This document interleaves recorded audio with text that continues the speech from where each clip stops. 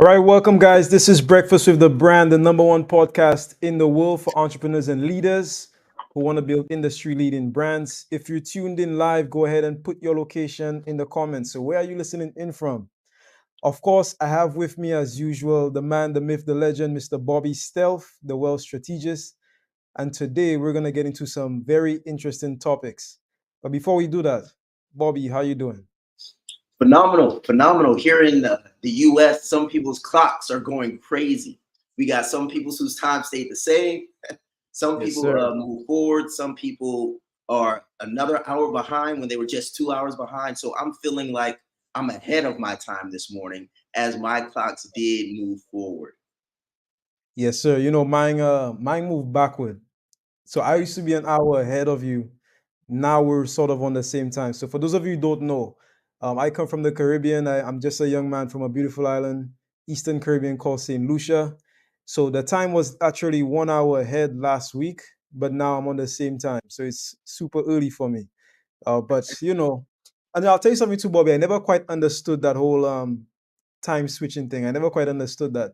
Does anybody know about that? Put it in the comments if you understand, like, why do they change the time, and or are we 1 hour ahead now? Then now we same time. Like, I don't really, I don't really get it. But that's neither here nor there, man. Yeah, But believe it or not, yeah, not to cut you off there, Junior, but it has to do with the revolutions around the sun. The okay, revolutions around the sun and trying to keep the same hours, so to speak, in a day. But like if the times never change, say forward or backward, I'm not too sure how the calendars would work out or how the clocks would work out, but pretty much we would lose several hours or we would gain several hours just due to the sun. So they call it daylight savings time for us okay, because we're going to save time an hour to keep the light and the light to hour ratio a little bit better. But that's my extent of understanding it. okay. That's very interesting. So Yeah. yes, it is a marvelous Monday. Shout out to Joel Smith. Of course, Joel Smith was just on Breakfast with the Brand. Listen, Joel is the first guest that we've had that has been on like four consecutive Yeah. shows. Like, that's incredible. That's incredible. And every time we talk, listen, Joel, I still have questions for you. Every time we talk, I leave with more questions than I came in. So that is absolutely amazing. Listen, guys, today I think we're both gonna take some time to ask each other questions because Bobby, I definitely have a few questions for you. I know you deal with business funding and all things finance related, and as we know, business always comes down to the numbers. So we're definitely gonna be talking numbers today. So guys, listen, if you're tuned in live, you should definitely have your pen, have your books, share this out.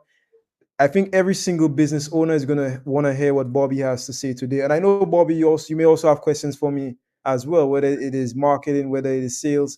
I think we did a really good sales breakfast with a brand a couple of weeks ago, and people they texted me, they called me, told me that it was really helpful. Just being able to break it down and clarify a couple things. So guys, stay tuned. This is about to be very very interesting. All right, so we'll be right back. This is breakfast with a brand. Stay locked and let's grow. I tell people all the time, I say coaching is a future-focused, goal and action-oriented process. Emphasis on action and emphasis on process. We're going to show you how to not just coach like a leader, but to create your organization with a coaching culture. And then create your community of high-level clients who need and respect your ability to coach them on a high level. So again, this is not consultation. Consultation is being the expert. You do not have to be the expert in a vertical to be a coach in that vertical. What you do have to do is ask open-ended questions. What you do have to do is have active listening. Listen, when you get done with this course, you're going to be a master coach, a master executive coach. You can use this in whatever vertical you want to. If you want to do life coaching, this will help you. If you want to coach clients, coach teachers, coach students, this will help you. If you want to be an evidence-based executive coach and only work with professionals, that's what this program is going to allow you to do. But it's also going to help you to add a zero to the back of your number because you will know what you're doing. This is not hype. This is not motivation. This is evidence-based. This is factual-based, data-based, driven by science, and exalted by performance. Confidence is key. Most of the people I work with, they have the education, the experience, and the expertise. We call those the 3 E's. But they're looking for the 3 I's, the income, the impact, and the independence. And I always tell them that the bridge between the 3 E's and the 3 I's is marrying your confidence to your competence. Most of the people I work with, again, have all of the competence in the world. What I help them do is get the confidence.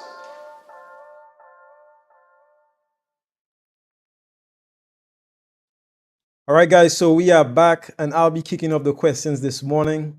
So, Bobby, when I really sat down, I thought about what we should discuss today. I mean, knowing your expertise, I said I have to ask you a couple questions. Guys, listen, you're a business owner, and I think a lot of the times we forget what business is. And let me explain what I mean by that. We forget what a business is. We forget to be entrepreneurs and we become only operators. So, for example, I see people that are only working in the business, they're not working on the business. So, this is my definition of business. And then, Bobby, I'm going to ask you your definition, from your CFO perspective. So, my definition of a business is any entity that facilitates the transaction of value. That's it. So any entity that facilitates the transaction of value, meaning that value is moving from one place to the other. So value is moving from the US to Europe, from buyer to seller, from the store to the ordinary person on the street, or to somebody coming in and they're buying something, they're exchanging value, and the business is facilitating that transfer, that transaction of value. So that's my definition, Bobby.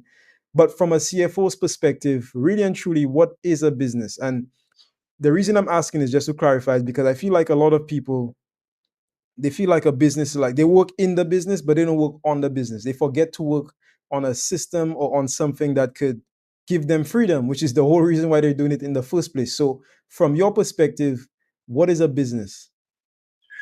That's an excellent question, Junior. And a business is first and foremost a system. Second, it is a system designed to generate profitability for its owners. So that's our more textbook answer if you were to go through school of economics or finance school, business finance school. We will be saying one is the system set up where it generates revenue, and then is that revenue economically generated in such a way that there is profitability that is present, and then is the profitability that is present structured in such a way that there are retained earnings for the owner, which is known as equity. So what a lot of individuals don't understand are the 3 components of money in a business. There's technically 4. So you've got revenue, then you've got profitability, then you've got equity, and then you've got cash flow. But much like Junior just talked about, a lot of people don't understand the cash flow aspect, nor do they understand the equity, nor do they understand the profitability. But they do have a general idea of revenue. And that's why most of them work in their business to generate revenue. If you were to ask the average business owner or entrepreneur what they need in their business to grow it and to scale it, most of them would say, I need more leads. I need more sales. And I would say 100% you do. But if you pour more money and more resources into a broken system, you're just going to need more of what you don't have, which is leads and sales. So as I tie this question up, I would say that one thing that really helps entrepreneurs that I work with wrap their heads around this better is there's a supply and demand side to business. And I don't Mhm. mean you to your market. I mean you to your business. For example, in the market, like if it's you and your customers and clients, supply and demand says this: I supply the resources that you demand, and then based off of the transaction, I profit, you benefit. Well, in business, it's different when you're working with your own asset, your own system. Supply says, I supply the dollars. Demand says, this is what is required in order for profitability to be maximized. And most people try to solve business system problems from a supply standpoint only, meaning they add more money and more money and more money, but they never examine the demands of the business, and the business is demanding attention in XYZ area. But because they just handle the supply side of business and not the demand side, many businesses go under. So phenomenal question. Yes, sir. Guys, put it in the comments. How many of you got that? I want to make sure that the audience is fully engaged and they're understanding, because I know we're coming at it from an economic point of view. So put a number one in the comments if you understand that. And also, if you have any questions for Bobby, go ahead and put them in the comments as well. So Bobby, like everything you said, I definitely understand it, and it's a 100% correct. I love when you said growth. Now, there's a question I want to ask you a little later about growth. Okay, because I understand that when you grow, listen, like when you grow a business, you also grow expenses. Mhm. Okay, so there's a difference between growth and scale. Now we'll come to that. But before we do that, since we're on this subject, how does one ensure that they're building business in the right way? So most of the people viewing their, first time business owners, some of them a little bit more mature. Um, but how do you ensure that you're building your business in the right way? Meaning that for maximum profitability, because what I see happening is a lot of people, maybe they have a service that's not scalable, or they have a product that's not polished. So how do you ensure that you build business for the right way, meaning that you build it for the maximum profitability? Yes. So believe it or not, just about every business is already built.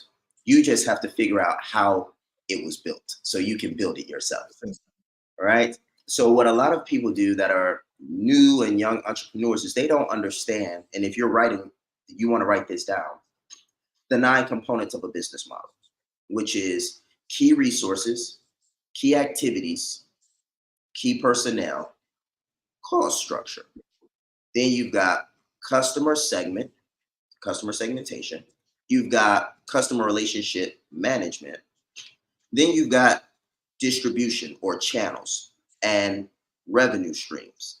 And holding all of this together is the value proposition, right? So this is the tried and true breakdown of just about every business on the planet. So what most people think that they're doing, which they're really not doing, is they think that they're creating a business. They think that they're creating a scalable business. But what they're really doing is they're trying to find what components, how to fit all 9 of these components together in a profitable way. So when we are building businesses the right way, which is to touch on Junior's question, is how do you make sure you build a scalable business? Well, you want to make sure your business model is 3 things: viable, Mm. feasible, and desirable. Very few early entrepreneurs get this right. And just to let you guys know where my information comes from, my background college wise is entrepreneurship with a concentration in finance and economics. And I've been scaling my business for the past 3 years at 400% revenue growth consecutively. That's 400% on top of 400% on top of 400%. So the things that I'm sharing with you guys works, and it is evidence based as well as backed by the data. So when we say, is the business model viable? What we're asking is, has this been done before? And that's the one question people don't want to ask. They want their stuff to be so new that they don't even know if it's true. They don't even know if it's going to work. And that's a lot of the entrepreneur's ego. And when we are looking at a business, you don't want to think that way. So as you guys are watching this and you're thinking about your business, I want you to just go deep into your own thinking and say, have I asked myself if what I'm doing is valuable? And if you've never asked that question, it's probably a question that is creating a bottleneck for you. And you just have to ask the question so you can identify how close it is. And viability simply says, has it been done before? If it has, you know it can be done again. Feasibility says, to what degree do my resources allow me to do it? So a lot of people are trying to build businesses that they see the big name figures building, be it real estate, be it a funnel building business, be it a marketing agency. They're seeing how all of these other people are doing it, but they've never seen the balance sheet of these businesses. They've never seen the expenses of these businesses. They've never seen the teams of these businesses. All they see is what is showed to them during the marketing ad. So they assume that it's viable, but they don't know to what degree they're feasible to execute it. And that's the second piece to it, making sure the business is Right. good, making sure that the business doesn't go broke, because you only have so many resources. And if you don't have the required resources that they had to execute what they did, then it's viable, but it's not feasible for you. And most people try to build businesses that they're just not equipped to build yet. And then lastly, you got desirability. Oh, 1 second, Yes. Bobby, before you go to desirability. So I had a mentor, just to clarify for everybody. I had a mentor that used to say, if you copy a business model, copy the math. Nick, don't forget to copy the math, meaning like don't forget to copy the expenses, the profitability, the profit margin, stuff like that. Because like Lawana just correctly said, you can grow business, and if you lack the capacity to support the growth, your business can implode, aka you can grow yourself out of business. So that's why I said scalability and growth are two different things. So you can actually grow yourself out of a business. So go ahead, Bobby. Just wanted to clarify. So feasibility is almost like personalized, right? It's like not a The one size resources you fits all. It's customized. Yeah, because Yes, everybody's resources are different. So don't try to copy a big business. So people try to advertise like Nike and like all of that. Like, no, you can't do that, because if you don't have all of their numbers, and not just ad spenders, cost of customer acquisition, there's all kinds of stuff on the back end that you cannot see. It's not visible to the naked eye, right? That you don't copy. So what Bobby's saying is basically go based on your own unique situation. Correct, Bobby? 100% correct. All And right. guys, if this is hard to swallow, stay here. Good medicine is never good, or it tastes good. Mhm. Like good medicine always has this aftertaste to it. But if you can stick this out and just like stomach it, you can go back to the drawing board and say, okay, if I'm not where I want to be, what do I have to do? So I just want to preface that, because as a CFO, I'm the worst person that the CEO wants to see, but I'm his or her best friend, because I make sure that they don't run out of money. So here's the third thing: desirability. Desirability has to do with the market. Does the market want you to build what you are building? And that's an interesting question, because most people will say, I see a need, I know how to solve this, and that's what I'm going to do. But if they don't consult the market, and the market doesn't say, we have a demand and this is what we're willing to pay, then they might build something that the market does not desire. And here's a thing that we say in business on the finance side: solve profitable problems.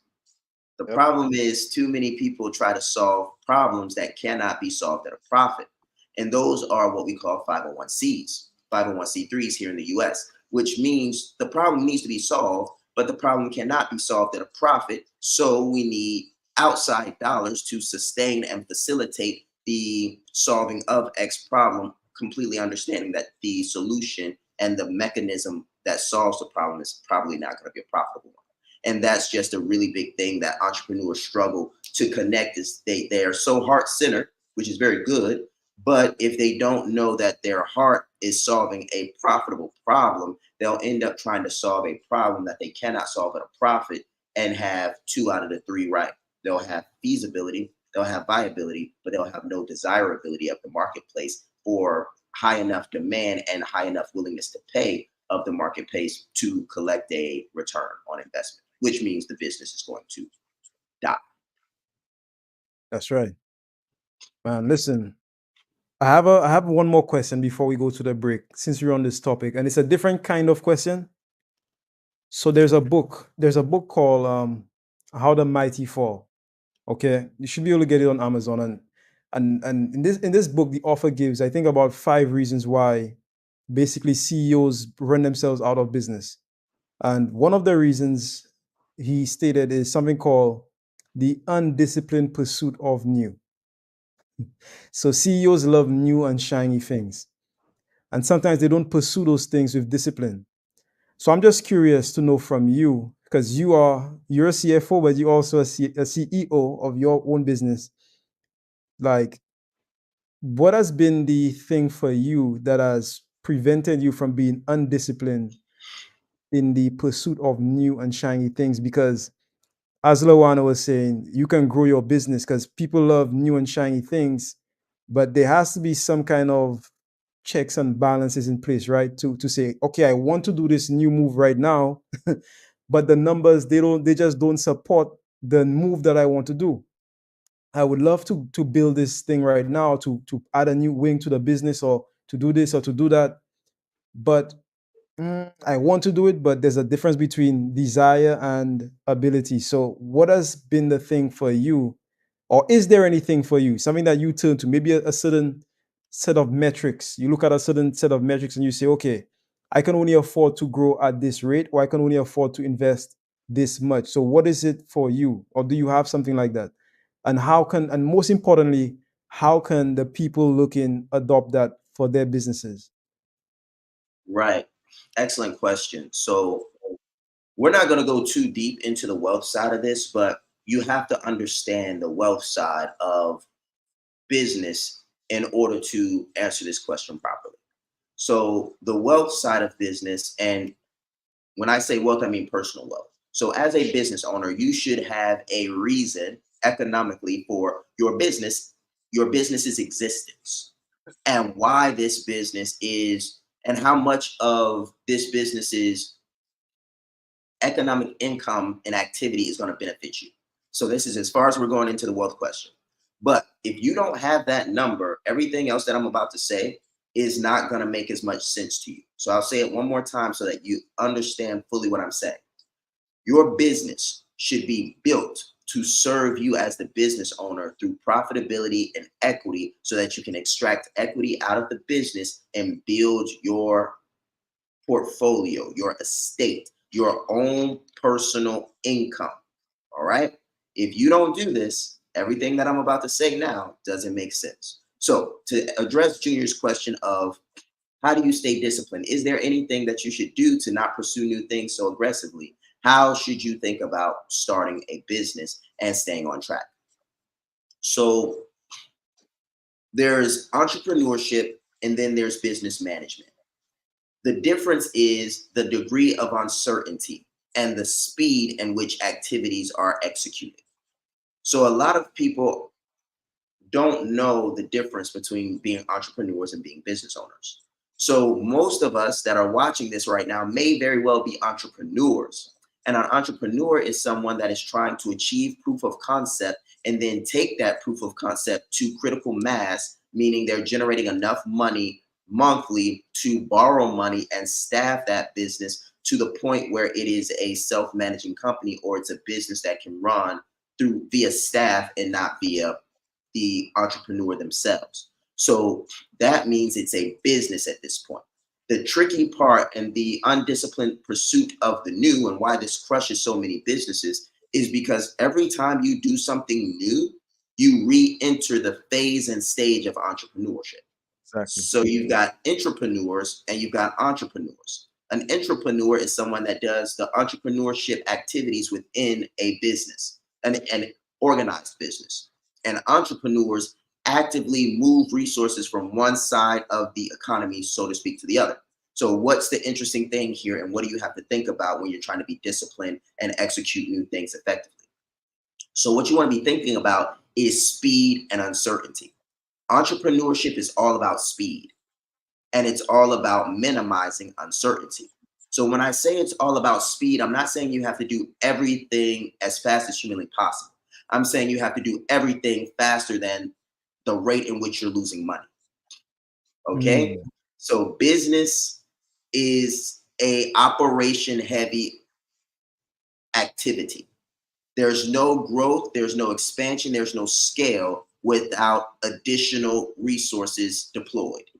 And when you deploy additional resources to do something in an uncertain terrain, you're losing money, and you're not necessarily hitting because it's new.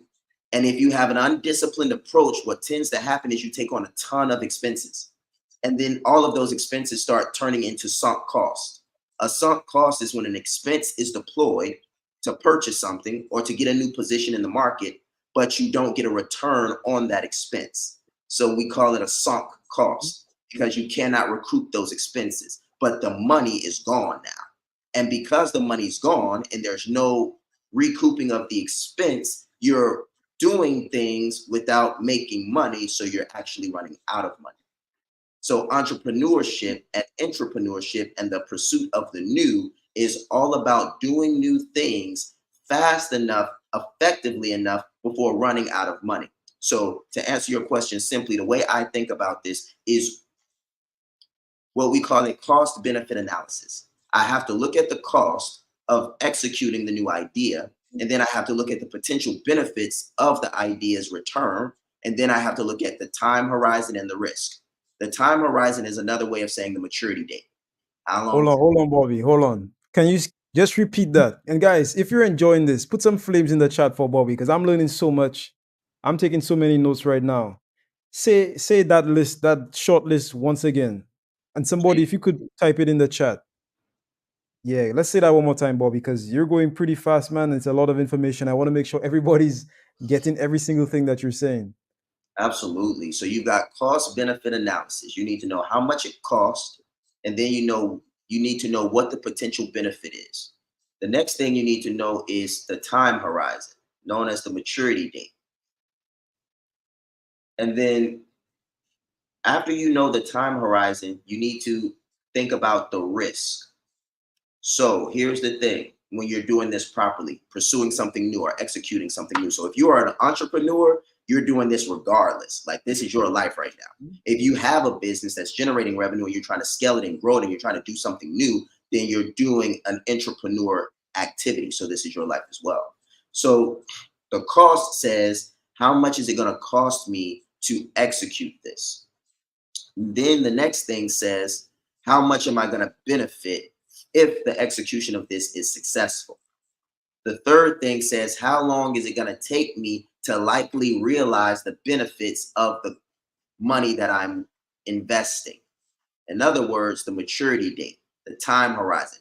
Most business owners don't do this because they're not CFOs, and that's okay. And they didn't they didn't study entrepreneurship in college, and that's okay. So they're pretty much just hustling and bustling and trying not to run out of money. And they're just trying to figure out why this thing isn't working. This is called incremental analysis or sensitivity analysis, if you wanted to, research that on your own time. But once I've done the time horizon, now I have to assess the risk. And the risk is often in direct proportion to the unknowns. So the more unknowns that I have in my variables and in my equation, the more risk I have. And the more risk I have, the less time I have to mature the investment. Because the longer my investment is exposed to risk, the likelier it is to default. So entrepreneurship is really about knowing back to viability, feasibility, and desirability. You need desirability because you need absolute demand for this thing instantly, almost. And you need feasibility because you need to have the resources and what we call the runway to make sure you can get to critical mass or get to what we call the bridge. Meaning you've got all of your bootstrapping capital and you've raised enough money and you've shown enough success in the business that you can borrow more money because you've got money to show that what you're building is successful. We call that a bridge. And then you have to have the viability. You've got to know it's going to work, or you have to have a very, very high probability that the business model itself, at least, is viable, because then you have team. But I'll digress there because we are getting into some things, but that's how we think about speed and uncertainty and the disciplined pursuit of the new. So lastly, really quickly, Junior, if the cost of benefit analysis is off, if the time that it's going to take you to recoup your investment or to mature the investment is off, or the risk is just too high, then that's how we determine not to do it. So if all of those things are off and the risk to the cost of benefit analysis is too high, then we would say no go. If it's at a good threshold and we can recover or we can borrow and get ourselves back in the game, if we go bust, then we normally execute. But we're also willing to do Hail Marys if the situation dictates, but we're completely conscious of the possibilities of completely losing the company's viability. Wow. Guys, listen, if you're enjoying this show this morning, put some more flames in the chat for Bobby Stealth. Listen, you're going to want to stay tuned because when we come back, I'm going to ask Bobby a couple questions about something I know everybody's interested in, resources, aka funding. Okay, so we'll be back right after this break. Stay tuned. This is Breakfast with the Brand. Let's grow. I said Shaan right east. I'm proud. That's Shaan right east. Leadership is not the brand they made for us. Listen, he brought fire, heat. He didn't hold back. 20 years down the line, what I could sell, why not serve first? Service over salary. Branding like a leader closes the gap for people who want branding. Speaking like a leader closes the gap for people who are nervous about speaking. If Steve Jobs would have speculated, we wouldn't have Apple. He changed lives. He helped people open up their business and start their business. We are the brand. Some people say, Shaan, should I quit my job?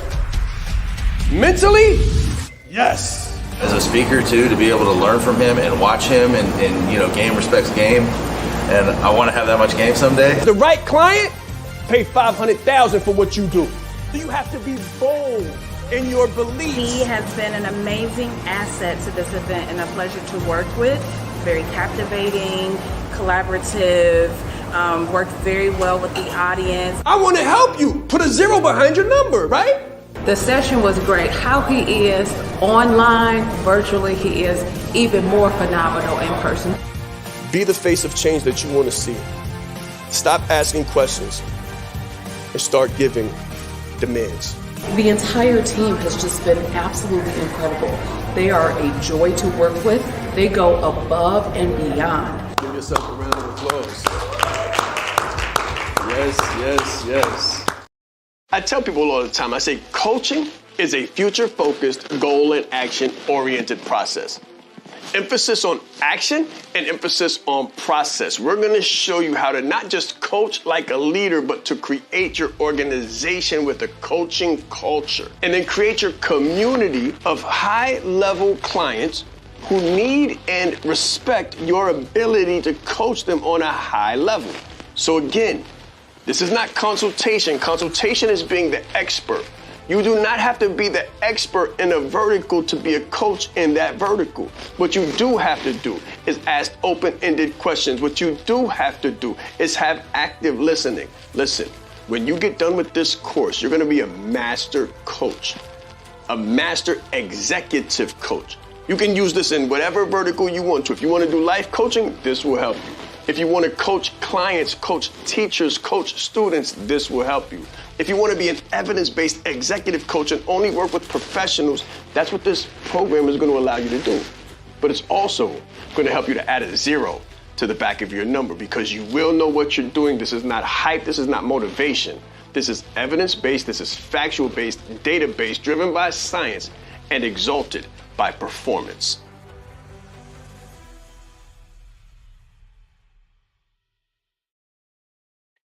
All right, guys, so we are back, and I do see the flames coming in for Mr. Bobby Stealth. All right, so there we go. Yes, sir. All right, so I do have another couple questions for you, Bobby, and you answered the last set perfectly. It's a perfect segue into what I'm about to ask you right now. So that being said, you've given us the information about building a business in the right way. You've told us what business is from an economic standpoint. Now, a lot of questions that entrepreneurs have is about funding. So my first question about funding is what are some of the things that we can do to position ourselves or to put ourselves in the best position to get funded? What are some things that the average entrepreneur can do? Yes. So one of the first things that many entrepreneurs don't want to do, I mean, they loathe it, hate it, wake up and run from it, is accounting. One of the best assets that you can equip yourself with when it comes to funding is knowing how basic accounting. So the accounting equation, just for you guys is to write down, go research, I won't go into it here, is assets equal liabilities plus equity. That is the universal. Accounting is the language of business. You can't get around this. Everywhere you go on the planet, this language and this equation is the same. Now, the other thing, and the reason you need to understand this is because everybody wants to be the Mark Zuckerberg. Now, they might not know that Mark Zuckerberg had a finance team with him. So what am I saying? Everybody wants to build a business with no money. Everybody wants to say, I got this $1 million idea, multi-billion-dollar idea. I'm going to pitch it to investors and they're going to give me money. The reality is this. When you show up with no money, no proof of proven results, no prototype, no nothing, just I got a good idea and a pitch deck and pictures that show you why it's likely to work. You don't have anything. You don't have anything. Like investors look at those projections and they laugh. They just throw them at the bottom of the pile. They're like, there's no data here. There's nothing I can really use. So first and foremost, the first thing you need to understand is accounting, because that's how you borrow money. That's how you borrow money. You have to know if your business is profitable, solvent, or at least effective. So now that we've dealt with that, we can go into another side of things. The side that you guys really want to hear about. But that's like the reason I gave you guys that first, though, is that's the intellect. That is the asset that you can turn into money if you don't have any money. But if you don't know accounting and you don't know finance, then you can't go and speak that language and turn money into money. Like turn the thought of money into money. Like you can do that if you know accounting and finance. You can't do that if you don't know those things. So for the traditional person that may not know those things, may not have that background, here's how you do it. First thing you do is you bootstrap until you get the proof of concept. I'm going to go through these so you can write them down, then I'll break them all down. So you bootstrap so you can get to proof of concept. You debt finance so that you can get to critical mass. You equity finance so that you can scale. Now, do you have to equity finance? No. And when we equity finance, we're not talking about small scale. We're talking about international scale or global scale. All right. So bootstrapping goes to proof of concept. So what you should be thinking about when you're trying to build your business and you're trying to fund it is how much money can I invest into my business monthly? And then you need to look at your bank account, your savings account, your retirement accounts, and all your other accounts. And you need to ask yourself, how much money do I have that I'm willing to lose? Like this is how entrepreneurs think, that I'm willing to lose. All right. And then once you have those two numbers, you have what we call startup capital. So you know how much money you can actually take and invest to get started. And then you know how much money you have coming in to bootstrap. What most people don't do is they don't make an initial investment known as, in accounting, an owner's contribution. So an owner's contribution says, I've got this amount of money and I'm going to take this large amount of money from my personal assets and put it into my business. And that creates the business's equity. And then, and that's on the balance sheet, by the way, guys, accounting equal or assets equal liabilities plus equity. So your business is an asset, and that is equal to the amount of capital you put into it and the reoccurring liabilities that you're leveraging to generate more money. So again, we're not going deep there, but you guys need to understand this if you want to stay in business and scale and grow a business, right? So here's the thing. When you do this properly and you look at the feasibility, that's what the startup cost is all about. The startup cost says it's going to take me this much money, or I have this much money. And then the viability says this business model normally costs this much money. And that's what you have to ask yourself. One, do I have enough money to even get started? And if you don't, then you got yourself another question. It's not feasible for you at this time. So now you're risking. Moving on. So let's say you do have the money. You've got the money, you've looked at the startup expenses, and then you've looked at your bootstrapping capital. The thing you're trying to do now is you're trying to turn your startup capital and your bootstrapping money, the amount of money you're able to put into your business monthly, into proof of concept. And proof of concept is the byproduct or the result of a viable business model leveraging resources effectively and feasibly within a market that has demand, which is desirability. So proof of concept is a direct correlation to, is the business model working? Are the resources that are feeding the business model producing? And is this being done in a market that can sustain the activity? All right, one second, Bobby. So just to be clear, we just want to know if it works. Is that what you're saying? But check this out. Yeah. My question is, can it work? So even if it works, let's say you have an idea and it works, but it's not profitable, because an idea can work and not be profitable, right? Then it does not equal our viability metric. So when we set it up, it's a Yeah. 501c3 if it does not have the possibility of profitability. Now, Okay. you can run a deficit. Yeah. So here's one thing, just in really quickly. Most businesses that are not profitable aren't not profitable because they can't be. They're not profitable because they choose not to be. So, and that's why Lawana's probably saying not true here. So I'm not too sure what Okay. she's saying, but it might make more sense what I'm about to say. Yeah. So Okay. if you have a business model and you are not profitable, you must have cash flow. Cash flow is the result of your income, your cash flowing in, and the cash flowing out. So you can have a strong cash flow and have no profitability. Now, what does this entail? What does this mean? This means that you're investing more money than you're collecting in cash. So, what this means is that you actually have a finance budget.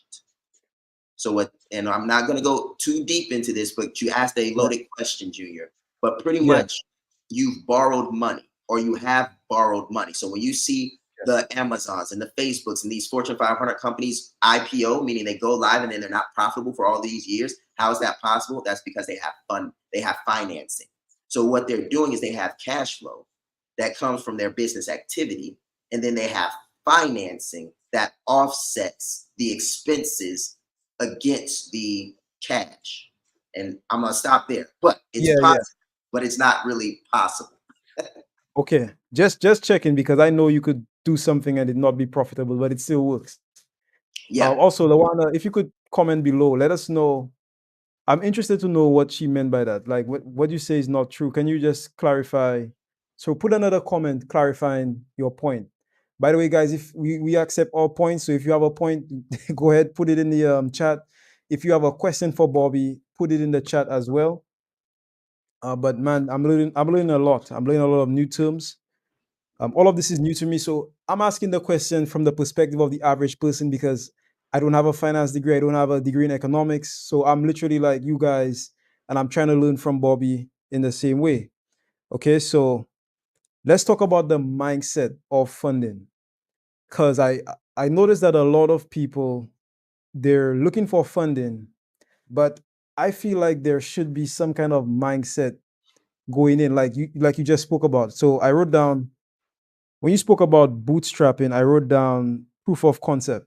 So the whole reason you bootstrap, the whole mindset there is to get to proof of concept.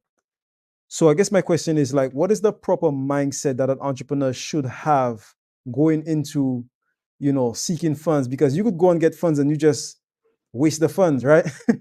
So many people they do that. They get the money and they just waste it. So like, what is the proper mindset that the average entrepreneur needs to have when funding their business? Like, what is the proper mindset? Is there a Yeah. switch that is there like a mental switch that needs to flip from not just looking at this like this is just like free money? Because most people see that like, hey, this is like free money, to something else. Like, what is the mental switch there?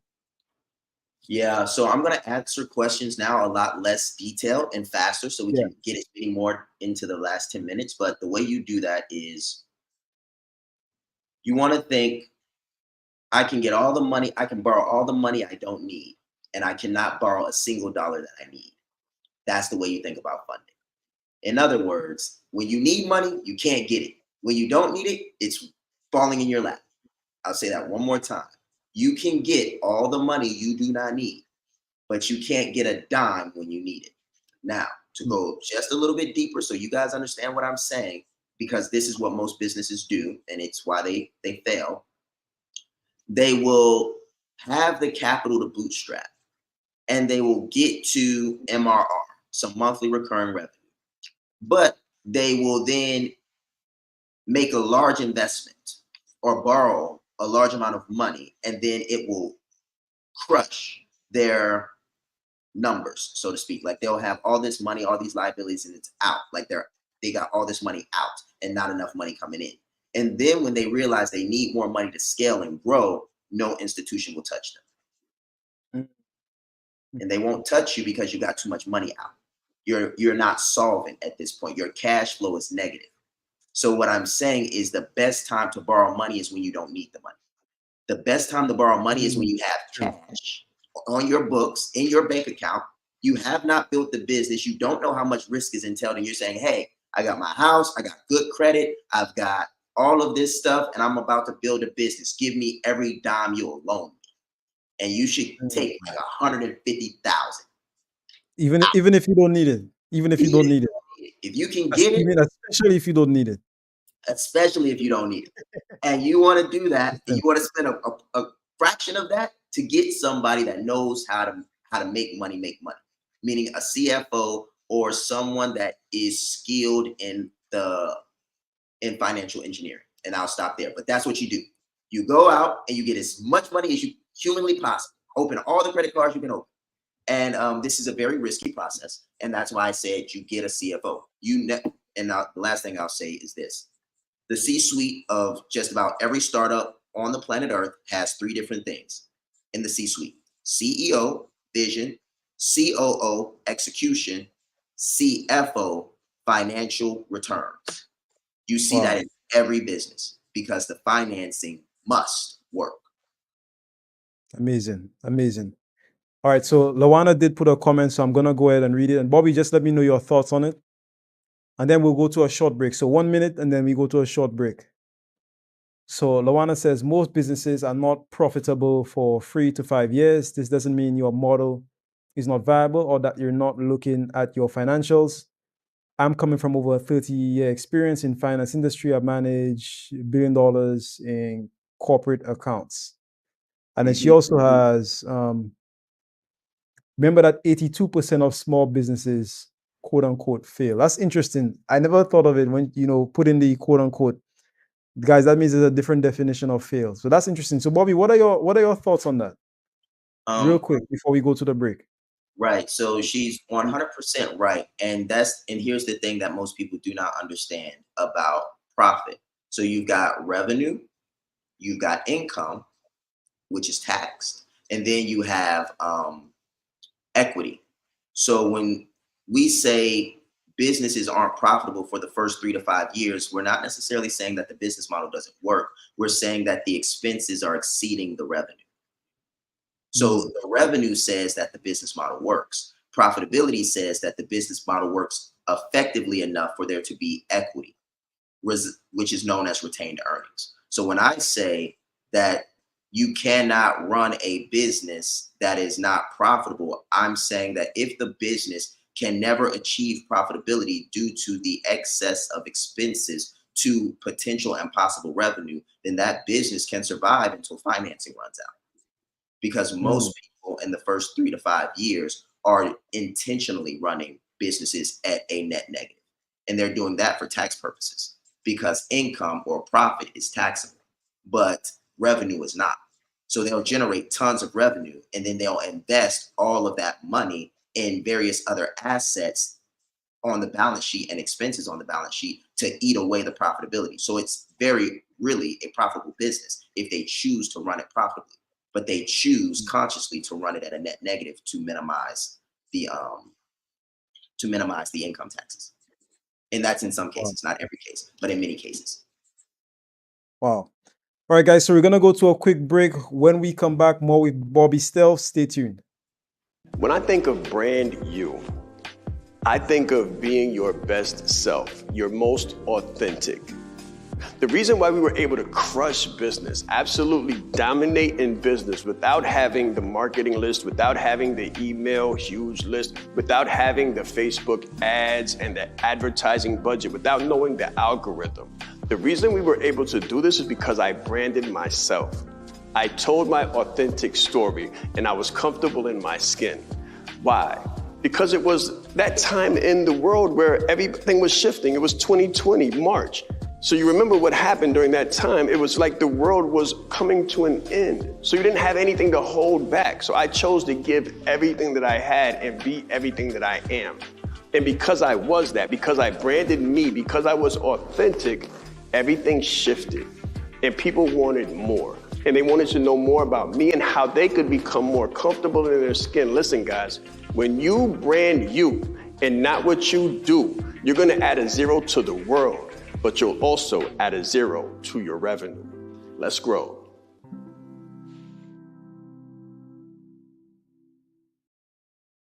All right, guys. So we are back. We literally have a couple minutes left. But Bobby, let me just say, I have been an absolute student today. I learned a lot as usual.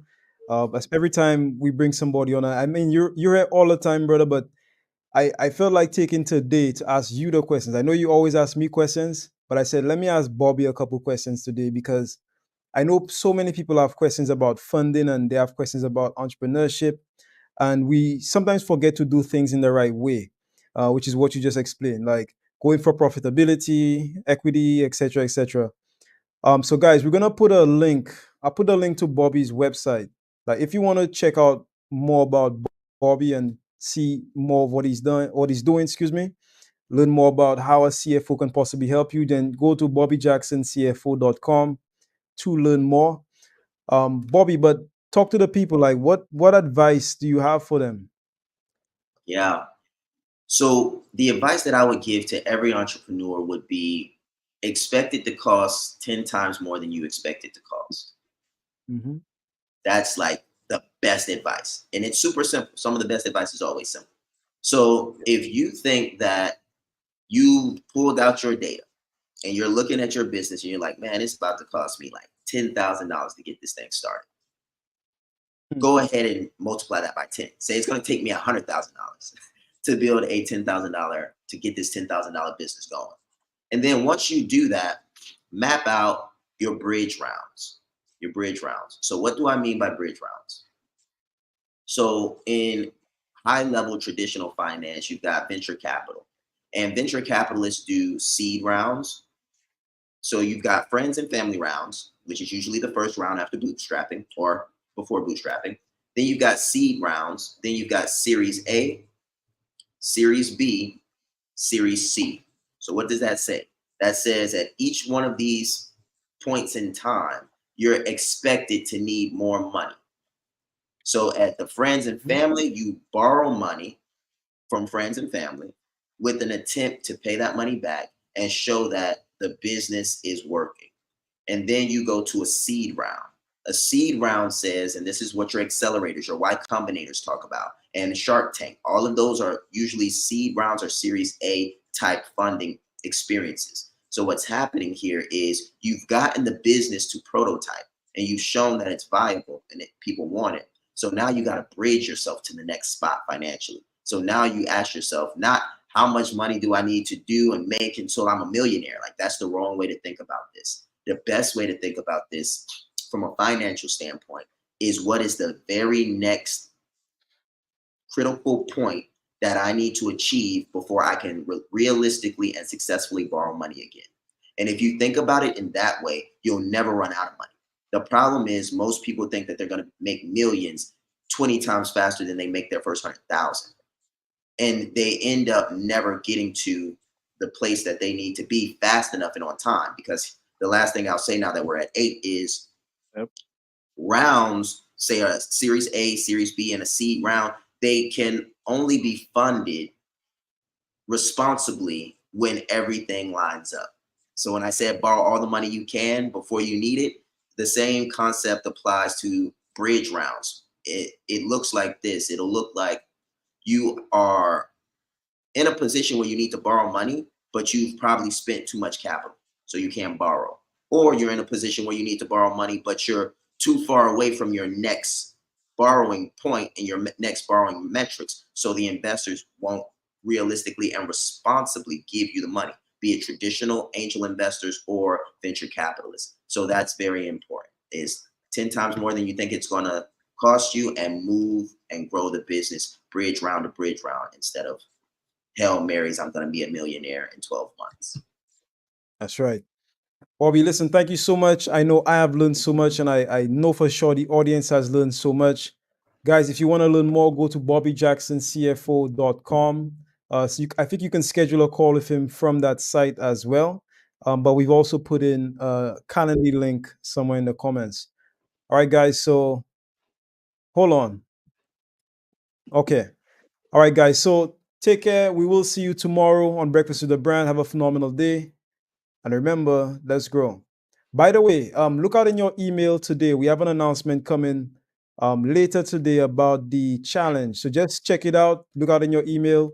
We'll be sending out a few more updates on the dates of the challenge. So make sure you check that out. So have a phenomenal day and let's grow.